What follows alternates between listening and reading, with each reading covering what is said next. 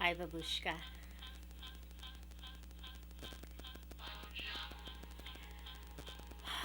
It was so good to text with you yesterday. You say that you're still having those migraine headaches. I forgot to mention to you to keep looking into things with your doctor to see if it might have something to do with your eyes. But been thinking a lot about this video that I'm putting out. It's part 4 of the mothers concerning your grandma Sarah and her demise. This is Laurie Anderson singing, part of the foundation in the beginnings of the prog rock movement in the early 80s. When I was a little girl, I used to consider this as a type of prayer with what was going on with my family. It's a wonderful song. Kind of reflects the love I had for her and also the love I had for your grandfather, John, my dad, as hard as it may seem. Yeah, I've been thinking a lot about this. Trying to wake up in the morning too. Actually, it's past midnight, but it's my morning. Trying to reflect on things. And besides my love for you, Babushka, and how this is dedicated to your grandma, a wonderful woman, I'd also like to do a shout out and a hello out to a wonderful man who knew me when all this was going down, but didn't know all of the story. Yeah, I kept a lot of secrets, Tim. I kept them from you. Our youth pastor knew maybe a bit of it. He was a hero in my life, as you were. And another guy who happened to be one of my teachers.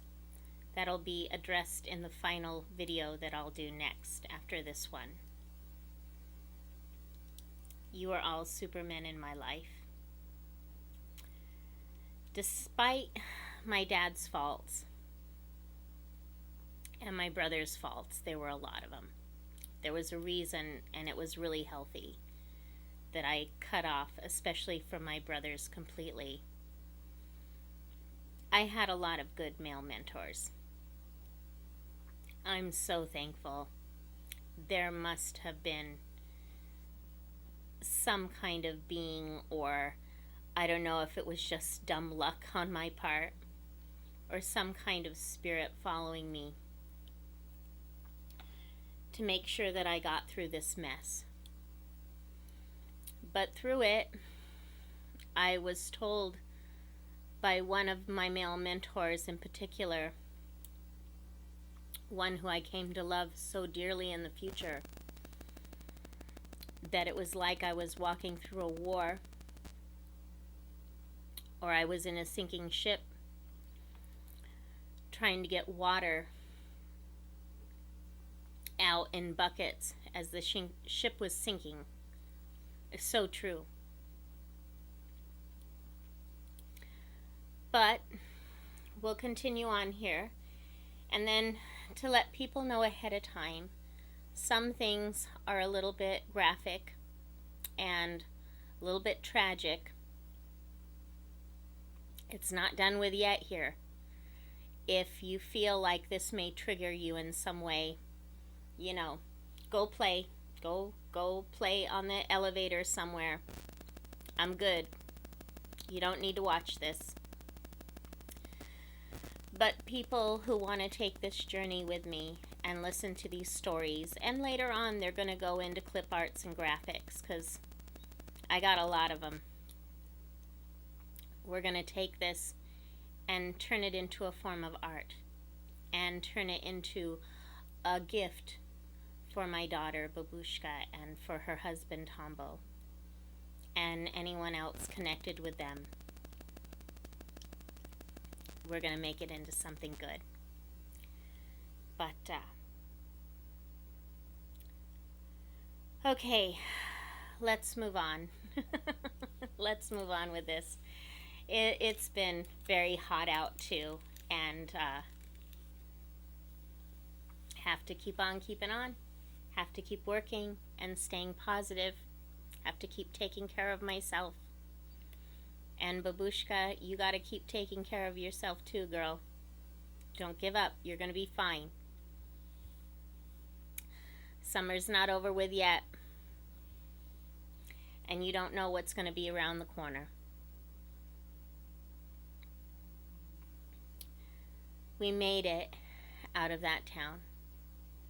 We ended up living in Burnwood, my mother and I, with my grandma.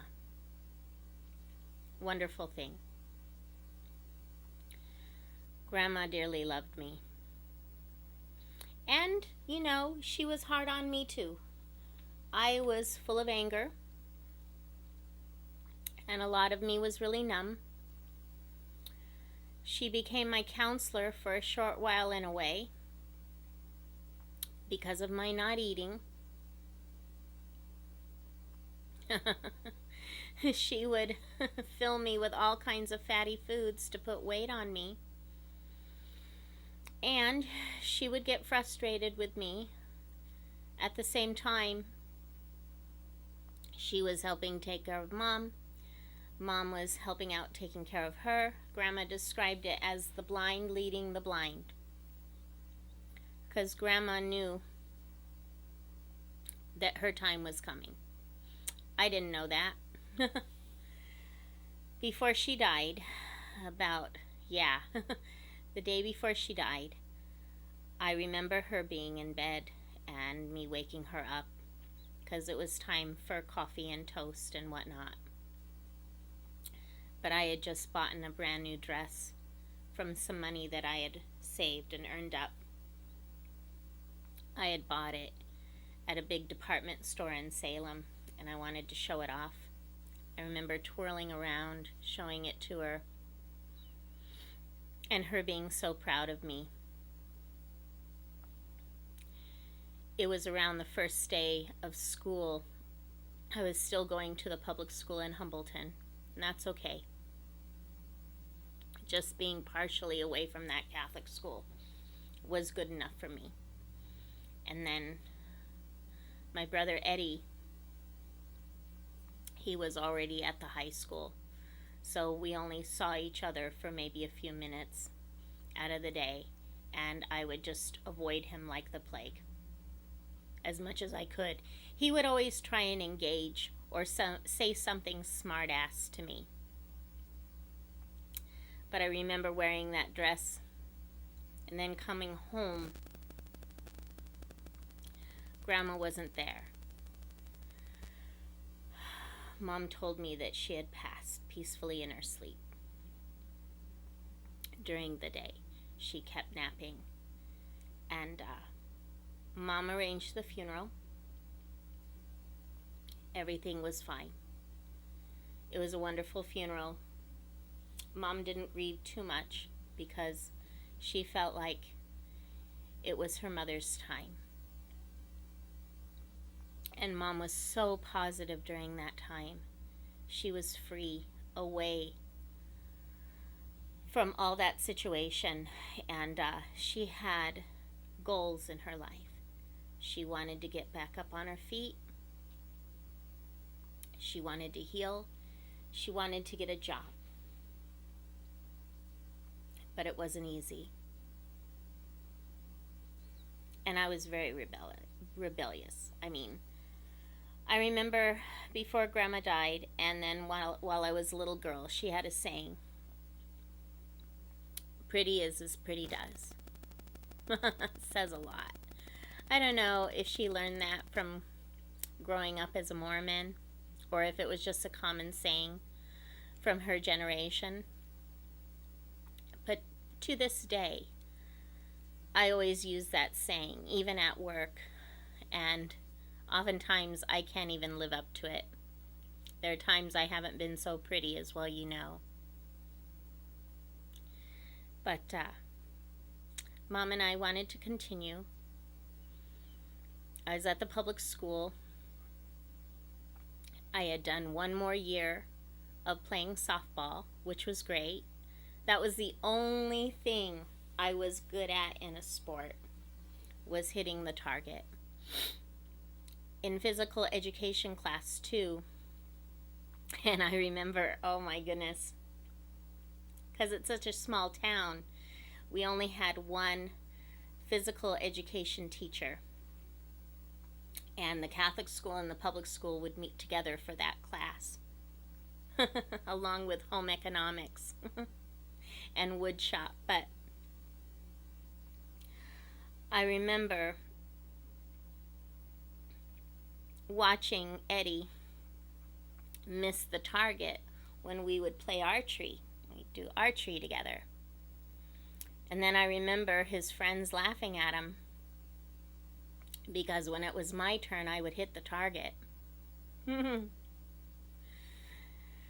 PE teacher, he noticed it, and he talked to the softball coach, and they got me to pitch. And that was a good thing. That softball coach, he was another good male mentor in my life. I'll never forget him. He was good to Mom too. Is when she would go to physical therapy for her health after a heart attack, oftentimes he'd see the same physical therapist, and they would sit in the waiting room and talk, or they would be soaking in the jacuzzi afterward, and they'd be talking and stuff.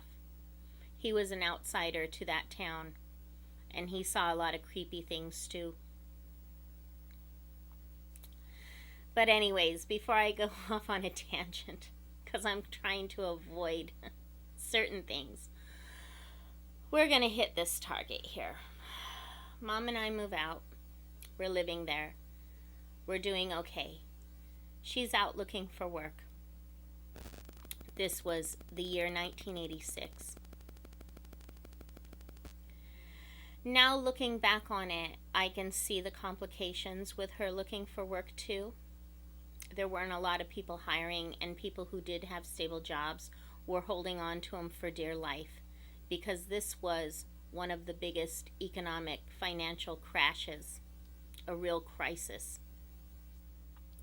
It all led to a bunch of bubbles that were bursting because of a scam called junk bonds. One of the main guys in it who ended up going to jail, but there were more. His name was Michael Milken. But it affected everybody all over the world.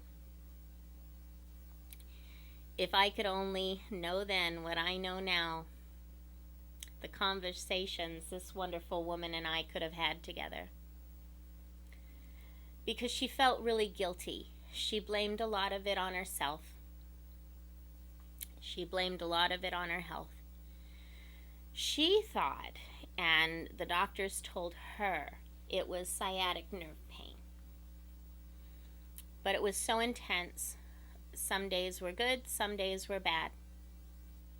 It would take all her strength, and boy, did she have a lot of strength to physically keep going. The heart attack led to what they needed to do to her, which was a triple bypass surgery in her 40s. She had also had a series of strokes. Apparently, a person can even have a stroke and not know. The surgery was so intense because on her left leg, she also had a couple of blood clots. So she had a scar from her neck on her left side, going all the way down, down, down, down, all the way down her leg, all the way down to her ankle. And the shock of everything threw her into becoming a diabetic. So the scar, in order to heal, it would take a long time and a lot of special care. And I tried helping her with that as much as I could. And I was just happy to be free.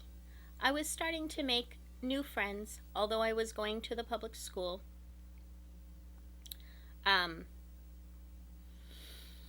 didn't want to play sports anymore, although Mom would nag me about it, as well as nagging me about bleaching my hair blonde, which I did a couple of times. I wanted to fit in better. You know, there's a term with the Mexican girls.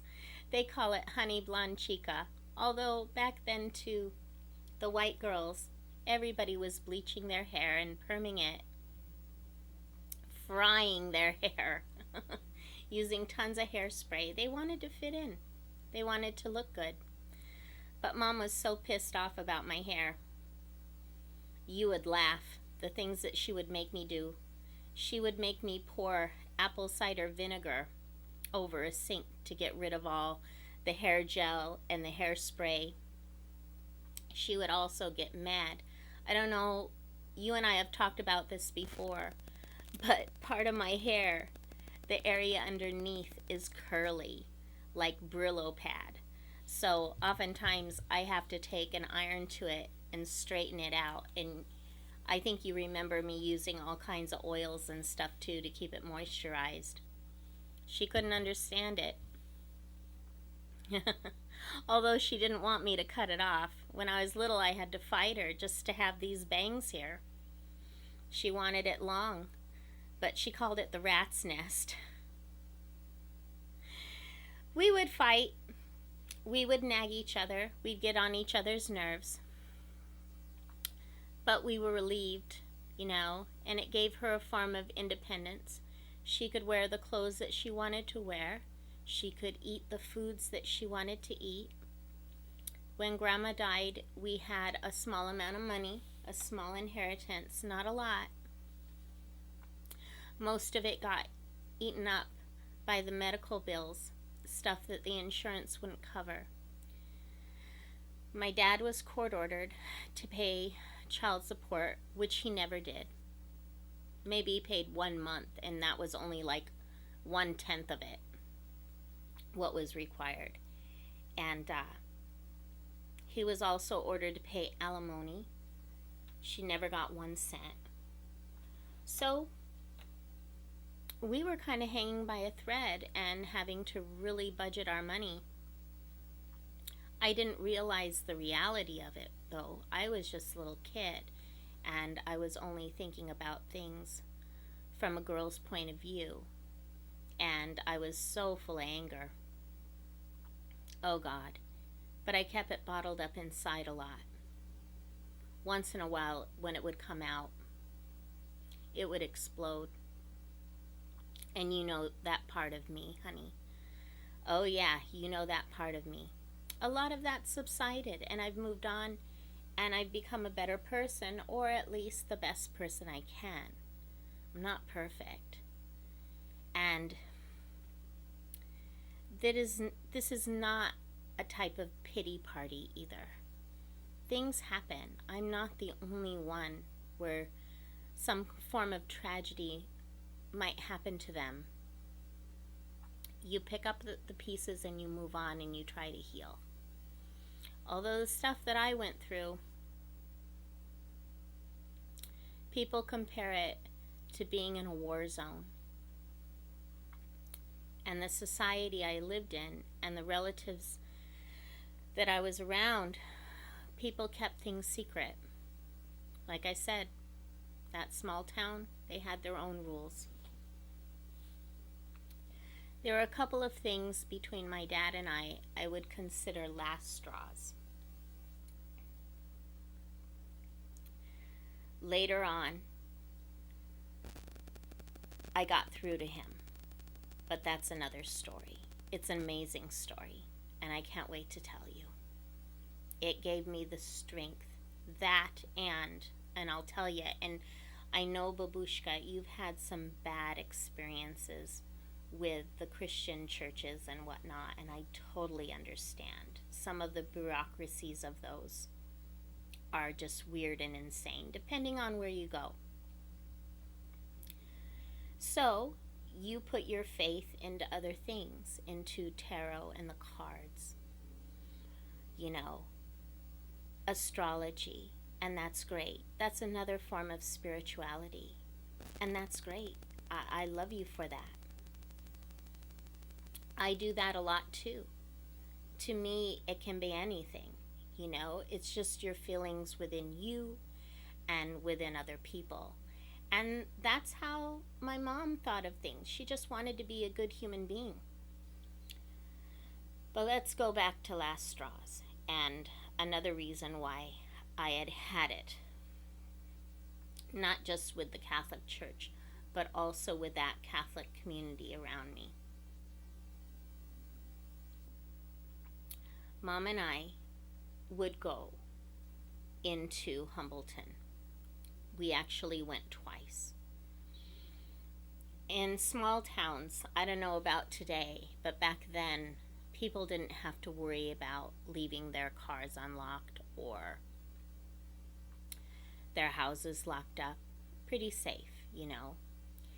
On the back porch, there was a key right by the back porch door where you could reach up and grab it, unlock the door, and get in. We went in one time when no one was home. We knew the boys weren't home. We knew that Dad was at work. And the divorce wasn't final yet. Mom's lawyer said it would be okay for us to go back and get the rest of our things. So we did. We got a few of our things. No furniture, nothing expensive, just some of our clothes and whatnot. And we left. We went back another day, the next week. They had figured it out. It was summertime, I think, or maybe spring. I remember the weather was hot. We pull up in the backyard across from the fence where the horse pasture was. Your Uncle Jack, my oldest brother, what a dog he was. Eddie was involved too. They had gotten the rest of our belongings, even stuff made of plastic. They had piled it on a wood pile. When Mom approached him to ask what this was all about, he said he got permission from Dad to do this. I don't know if that's true or not. A part of me thinks that this was all his idea and his doing, and Eddie was just there along for the ride of it. But he screamed at her and at me and said that this is what we get for leaving. And he set it all on fire in front of us. He had small dry kindling underneath it. You know? That was a hard thing to swallow. That was a straw. It's almost numbing. And on top of that, I had lost, you know, my real foundation of having my grandma, who was my ally and my defender. If she would have still been alive, it wouldn't have happened. But when you do go through tragedies, you find out who your real friends are, your allies, or your the enemies you really do have in life. You really do. I've seen that, and I know you've seen that too. And sometimes when you sense danger, the best thing to do is to turn around and go away. And that's what we had to do. At that time too, Mom realized in the budget that she couldn't afford her attorney anymore. Dad had filed first, so she was contesting everything, and she couldn't do it. I remember soon after that being in a meeting with a couple of social workers and being interviewed. And they assumed from my dad's lawyer everything that my dad was saying about Mom, which wasn't true. She wasn't perfect, but she wasn't in the paperwork that was being presented. I was 12 at the time, and I had a right to choose who I wanted to live with. They were assuming I wanted to go back home to Humbleton. I told them, hell no. I went off. Like, everything in this is a lie.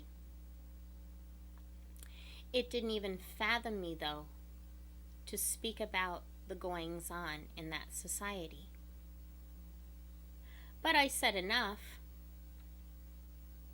to where their jaws fell. And I can continue living with Mom, because in life you lose stuff, but then you pick up the pieces and you move on. And I knew I could get a side job and make enough money where we could both be okay. And Mom, despite everything, was so hopeful that she could get back into teaching again, or caregiving, working at a daycare or something. The sky was the limit for her. And she did whatever she could to make us a family, just the two of us. We talked a lot about everything. And there were times, where I would piss her off, when we'd get into arguments and whatnot. She did grieve about Dad. When she was in the hospital,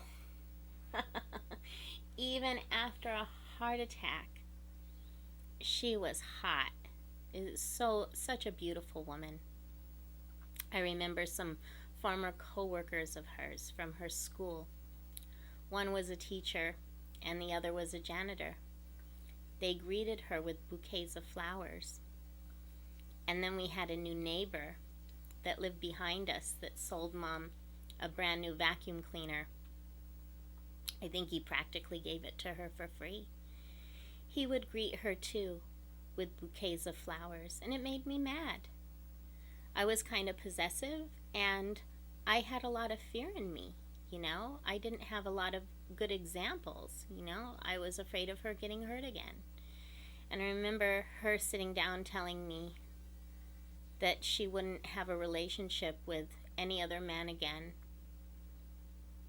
that she still loved Dad, and that a part of her hated men too. When I would date a few boys, when she would introduce herself, she'd shake their hand and she'd be like, well, I just want to remind you, I hate men. Now you two go have fun, and I expect you to be home. Take my daughter home at a certain time. She'd put fear into them. She is such a Scorpio. But there's another straw that got broken. Dad wanted visitation. I absolutely refused to go to that house. So he would pick me up. Twice this happened. The first time was okay. I tried asking him questions and stuff.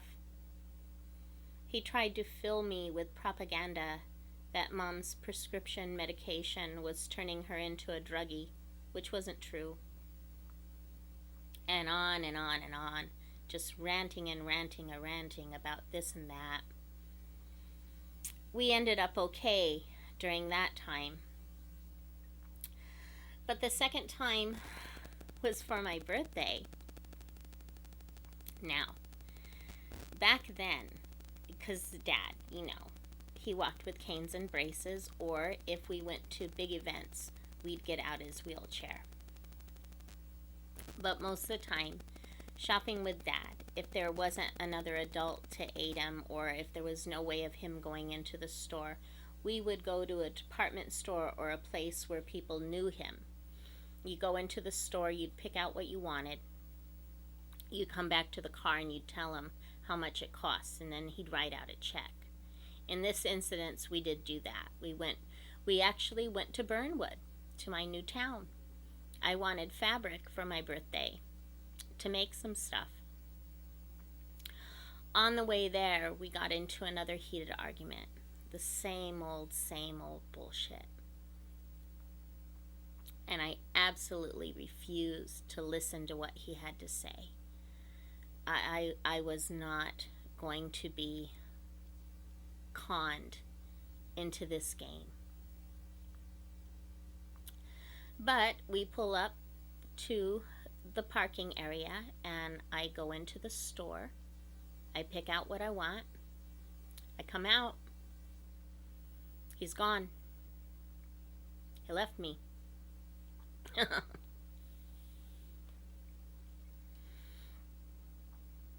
No spine. He just left me. And I was so young. And in this big ass town, I didn't know what to do. I didn't even think about carrying change with me to call somebody to make a phone call. So, I go into the department store and I ask the manager politely if I could use the phone. I call Mom. She comes to get me. And that was that. I think I talked to Dad once before then, right before Mom died. And then I didn't talk to him at all other than that, except at Mom's funeral.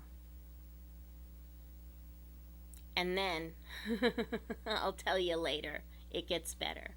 But let's talk about this. I don't know how to put it all together.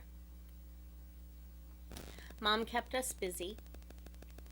Before I went into high school, because I didn't want to play softball anymore, she entered us into a pageant, the Oregon Historical Pageant.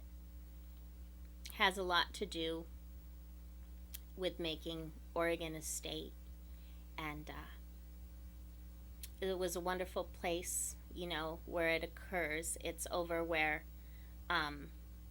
the statehood took place, near Humbleton.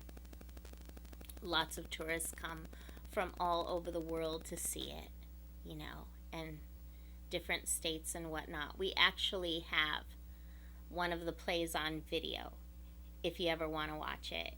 It's 80s, I know, but it's so hella good. I think you probably may have watched bits and pieces of it when you were little, because my ex-husband liked it. But it was fun. It was fun. Everybody participated in making the stage, and then at the end of the session in the summer, taking it down. We helped make costumes. Mom was great at sewing too, and we would participate with other people on costume making and whatnot, and ideas and things. I mainly danced, and I know this is really corny, but I did a lot of square dancing. And there was one girl in the play, wonderful girl. She was partially deaf. But she was a great dancer. We did well together. We would also do parades or participate in certain parades throughout the summer to promote the pageant. And her and I and a bunch of other girls, we do high kicks and promenades. There was one incident, it's so funny, because I was wearing a costume at the time, because oftentimes the costumes, if you're changing scenes, you have to be able to get undressed and dressed really fast. The skirt of this costume did not have hooks or snaps. It was made with Velcro. And I remember we were doing high kicks and we're arm in arm. And I was wearing these flat black Mary Jane shoes. But I stepped wrong. And the skirt, the back of it, started to come undone. And it started to pull down. And I kind of fell behind.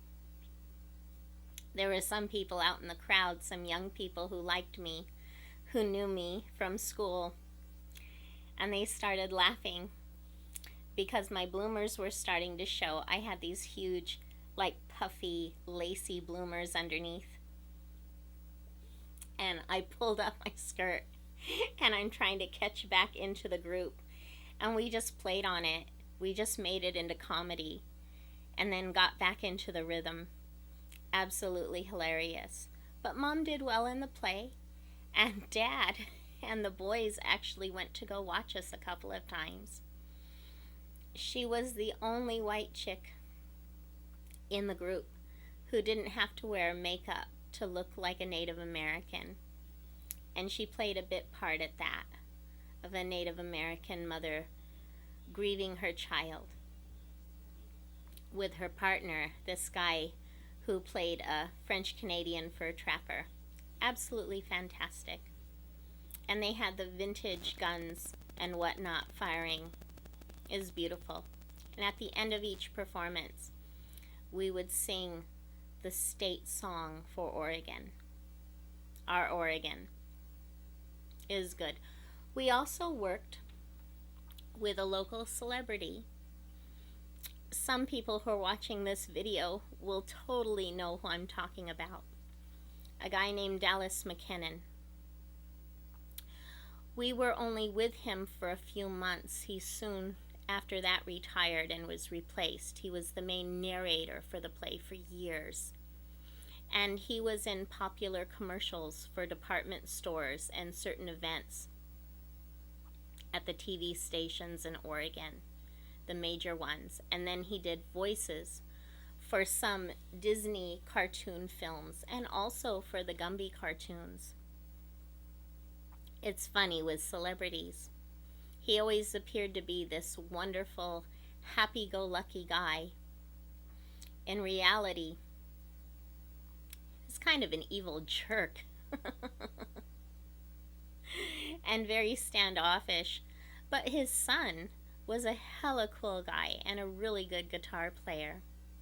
That was an experience. But we did that for one summer. We were planning on doing it for the following summer. I noticed some changes in Mom. There were some days I'd be out with my friends and I had to make sure to come home, a little bit early, and it would disappoint some people. I didn't want to give them all the details about it. There was one incident in particular where I came home, I think it was from a football game or something. It was right before I started going to the high school. I did play some summer softball the year before I entered high school on a summer team. I didn't pitch because the coach's daughter, well, you know how that goes. She was already the pitcher. And she already had a fill-in. So I ended up playing shortstop and second base. And I did pretty well, on average. But I knew a few of the kids already. And I think I had gone to a game of some kind or an event. And I had come home and I found Mom on the floor. I don't know how she got there. The doctors said later on it could have been another stroke. When I got her to, she wasn't speaking English, she was speaking German. And I regretted, because she tried to teach me. She tried to teach all of us when we were little, but we didn't want to learn. But I couldn't understand a word she was saying, and she was in a panic. The next day when she finally came to, because she had a moment of delirium, she thought she was a little girl again, back in Germany, and she thought she felt the dangers around her. It's kind of weird. But her and I, we would start opening up and talking about things, about her life, her upbringing, her trials and tribulations, and her fears. And she was always hopeful. At the same time, we talked about how she wanted to make a will. That was a hard thing to swallow for me. And in the beginning, I really didn't take it seriously. But she had it arranged where if anything should happen to her, anything at all, I would end up living with a woman who was the only daughter of my dad's best friend. They had been friends since they were 4 years old. A nice woman, at the time. And around that time, she had just gotten married to a guy. He seemed like a really nice guy. He had moved up from California. Him and his family were mostly real estate agents, and they lived out in a country area south of Salem. But seeing that will, and then Mom putting out an insurance policy and whatnot, I didn't really read between the lines of what was going on there. But I did love her, and I did the best I could for her. I was so determined and happy to go to a large school, and she was so afraid of me because I was a little goofy and a little ignorant on things, and she didn't want me to fall into the wrong crowd. She knew that I was angry at my brothers who were in the quote-unquote right crowd, in the elite. At this time, your Uncle John is going to community college. And actually, for a while, he was living with my mom's best friend, who used to be his kindergarten teacher. She gave him really good room and board. And Mom helped arrange it to do him a favor. After all he did to her, she still gave it up to him. And then Eddie, he was doing quite well. His leg was healing great. He was walking more normal, and he was excelling in sports. And he ended up actually lettering in track and football. Can you believe that? So, I don't know, man. The way Eddie treated girls. Going back to another one of my friends, and I'll say her real name, Sarah Bergerman. I know if she ever watches this or any of my stuff in the future, she'll love this. Her family were outsiders that lived in Humbleton. They had a great dog kennel, Cocker Spaniels. They were different. They were a hippie family. And she was a cool tomboy. We were in softball together, and we were in the 8th grade together at the public school. I remember how we were in softball together. We were the only 2 girls on an all-boys team. And what we had to go through to go through all of that. It was awful. You don't know what bullying is unless you're a bunch of girls around a bunch of bully guys. But we became strong. And I have to go back to this, honey. I remember when you were a baby, and I'm living in Kent, Washington, and I'm breastfeeding you. And I'm in a rocking chair, and rocking back and forth, and I have you swaddled up in a blanket. And I remember watching the news. And it was during the time of the scandal of the ice skater, Tanya Harding. Sarah Bergerman was the one who ratted out Tanya Harding's bodyguard, who beat Nancy Kerrigan's leg. And I remember seeing her on TV, and they're interviewing her. And I remember her saying how she felt like this was wrong. As soon as that guy, I think his first name is Shane or something, but he's telling her, I guess they were in the same group of friends. And I'm thinking in my mind, that is exactly what she would do. If she would see somebody abusing somebody else, being a bully, she would be the one to rat him out. Such chutzpah. So proud of her.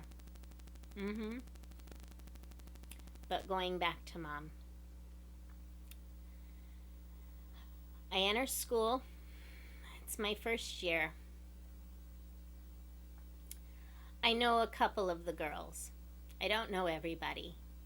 I'm just happy to be there. I'm happy to be friends with whomever. And a lot of it was overwhelming because there's just so many people. And I came from this tiny town, the equivalent of a village. So the population of the school was bigger than where I grew up. Is that something or what? I made some good friends, and I made some bad friends. There were some girls who would want to hang out with me who were quite popular. And I would kind of ask them why. It's because Eddie was starting to date them. And they wanted to get on my good side, and I'm like, for what? I hate his guts. What the hell are you doing? But there was one girl in particular. This is a trip. Her name was, what was her name? Her name was Barbara. Her nickname was Blanca. Beautiful. Blonde hair, blue eyes. She ended up becoming like a homecoming princess or something. Eddie was dating her, and I think they were being intimate. And she fell for him hook, line, and sinker. Who wouldn't? He had a Spartan physique. Blonde hair, sky blue eyes, perfect in a lot of ways. But I warned her. And I remember him coming over to visit. And I'm like, do you realize she's Mexican, right? And he didn't believe me. And I'm like, dude, her nickname's Blanca. Yeah, her hair is blonde. She's got blue eyes. But don't you see the native features? And Mexican doesn't necessarily mean looking Native American. You can have a lot of European in you, and not just Spanish, but you can have French, you can have German, you can have anything. A lot of people immigrated over there. And soon after, she told me that he had dumped her. That hurt a lot. Another straw. But I made good friends, and also in this video I want to do a special shout out to Tim down in California. It just seems so weird. I don't know, people talk about matrices and things,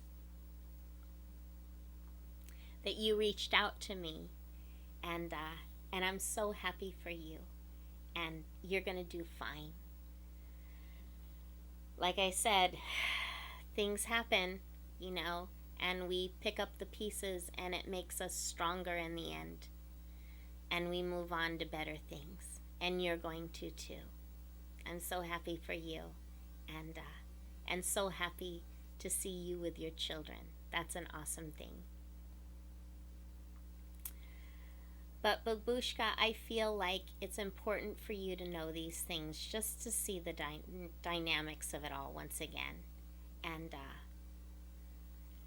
we're going to do another segment because besides Tim out there, there were other very good mentors in my life who were men, who people often ask me, why did I not be a lesbian? And it's funny. My sister always suspected me of being a lesbian. I'm like, what the hell are you talking about? You don't even know. I'm bisexual, demisexual, who cares? I just fall in love. I fall in love if I form a bond with somebody, basically. And it just doesn't matter.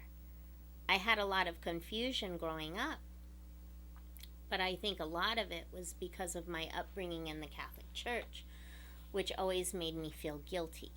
And then being raised so old school, so old-timey. I have a lot of old-timey ways, and that's okay. You know, it's actually kept me out of, I've gotten into some trouble, but it's kept me from getting into huge troubles. But in that town, I'm so glad I got away from there. I was surrounded by it. But, Babushka, I better let this go. I'll tell you the rest in the next video. And remember that I love you. And also, remember to ring the bell. I'll talk to you later.